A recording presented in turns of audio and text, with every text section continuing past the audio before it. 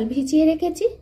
চালটাকে আমি কাল 7 থেকে 8 ঘন্টা ভিজিয়ে রেখেছি এবং এইটাকে আমি এবারে মিক্সারে মিক্সড করে নেব। 50 গ্রাম আমি বিউলির ডাল দিয়ে দিয়েছি। 200 গ্রাম চালে 50 গ্রাম বিউলির ডাল। ডালটা দিলে সরু চাগলিটা ভালোভাবে উঠে যায়। সরু চাগলির জন্য চাল এবং ডাল আমার ভালোভাবে মিক্সারেতে পেস্ট হয়ে গেছে। সরু চাগলির ব্যাটারটা আমার পুরোপুরি রেডি হয়ে গেছে। এটা তেতে গেছে। এবারে আমি এতে তেলটা ব্রাশ করে দেব।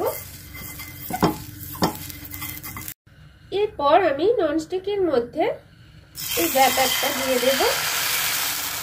দিয়ে এরকম ভাবে আমি গোল করে চালিয়ে দেব। সরু চাগলিটা দেওয়ার পর তারপর এটা খুন্তি দিয়ে আস্তে আস্তে এরকম ভাবে তুলে নিতে হবে। ভাবে তুলে নিয়ে এরকম একবার উল্টে দিতে হবে। উল্টো দিকটাও তাহলে ভালোভাবে ভাজাটা হয়ে যাবে, কাঁচা ভাবটা থাকবে না। এইভাবে আমি প্রত্যেকটা সরু চাগলি বানিয়ে নেব।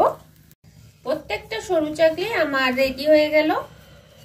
এইভাবে আমি আবার আপনাদের সঙ্গে দেখা করব পরের ভিডিও, পরের রেসিপি নিয়ে।